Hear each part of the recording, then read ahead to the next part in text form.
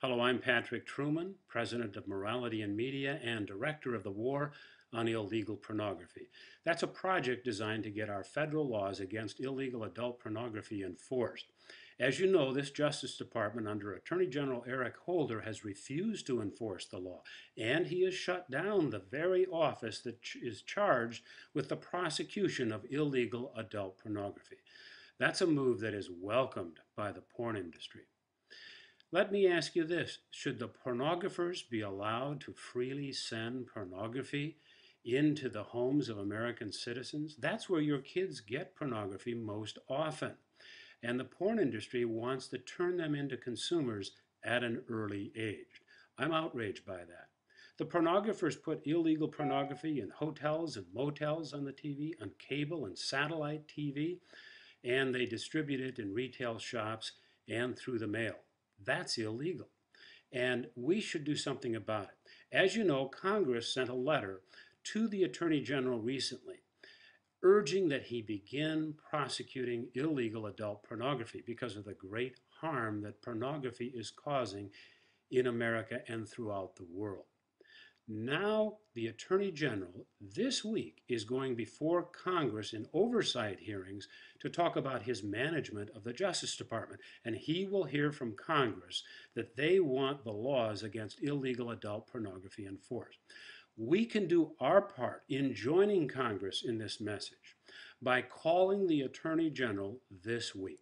Here's a telephone number for you to call and tell the Attorney General you want illegal pornography prosecuted and you want those illegal pornographers stopped. The number is 1-877-639-1977. 1-877-639-1977. Don't just sit back and take this. You can do something about it. 1-877-639-1977. Thank you very much. I'm Pat Truman, and I want to help you get your laws enforced against illegal pornography.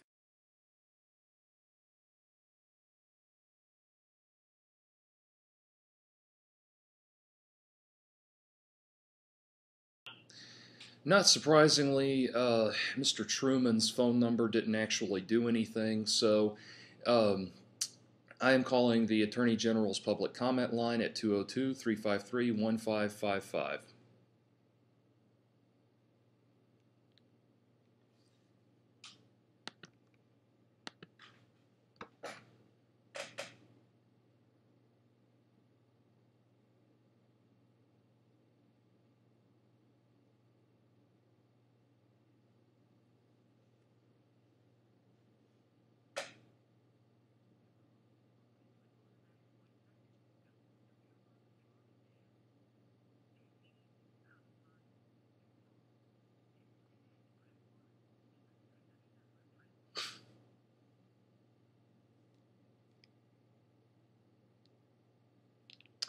Well, the Attorney General's comment line is full. So I will read this and hopefully try to find some sort of way to send it to him. Mr. Holder, my name is Jordan Owen and I am the author of the philosophical novel Eros Empire. I am calling you to condemn and refute the recent actions of Patrick Truman, the founder and primary functionary of the organization Pornography Harms. As you are no doubt aware, Mr. Truman has launched a campaign against the adult film industry.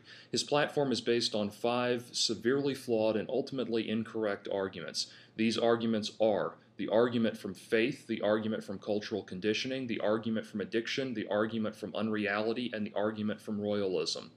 And the argument from faith is constitutionally flawed. Mr. Truman holds that the Judeo-Christian Bible must be written into law, and it is profoundly unconstitutional and un-American to pass laws with the intention of accommodating religious bias.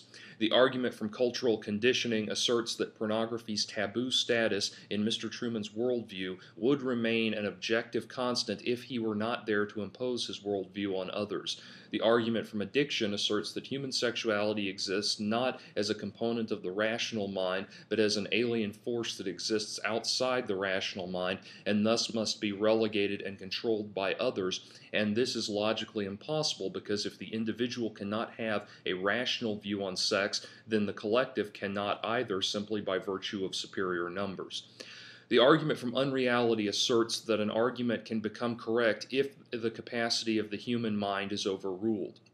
In this most profound and darkest of assertions, Mr. Truman and his supporters declare that filming consenting adults having sex for money is an act of rape, slavery, and human trafficking. To attach such inflammatory buzzwords to an argument is to declare that the consent of adults can not only be overruled, but reversed. There is no more vile means of destroying human freedom and liberty than to overpower perception, and that is what you do when you declare that consensual sex is rape, paid labor is slavery, and free exchange is trafficking. You may as well declare that 2 and 2 equal 5.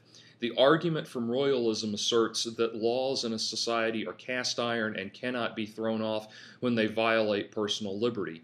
Mr. Truman would have you believe that the presence of outdated obscenity laws is enough to end all sexual publication, whilst ignoring the constitutional systems which allow for the American people to throw off the yoke of laws that compromise personal liberty.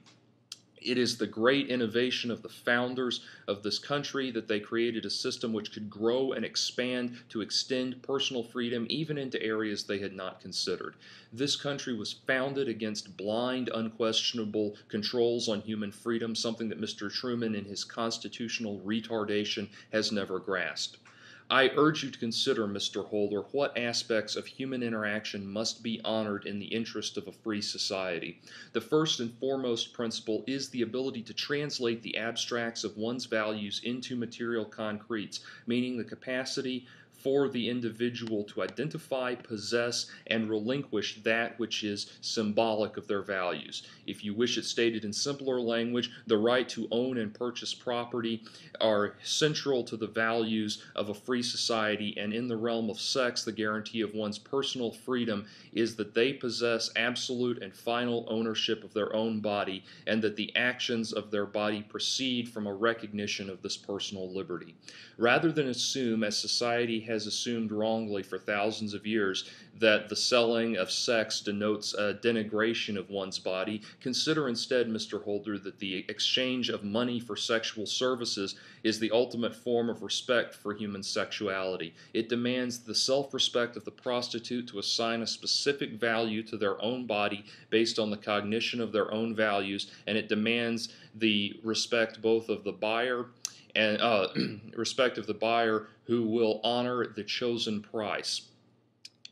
Do not give in to the mystics of chastity, Mr. Holder. No matter how much they say their goal is to rescue human beings from situations of sexual slavery, the fact is that they have expanded the definitions of their terms to the point that no human being is capable of giving consent, and they have, through the most sinister of ironies, destroyed sexual freedom in the name of championing it.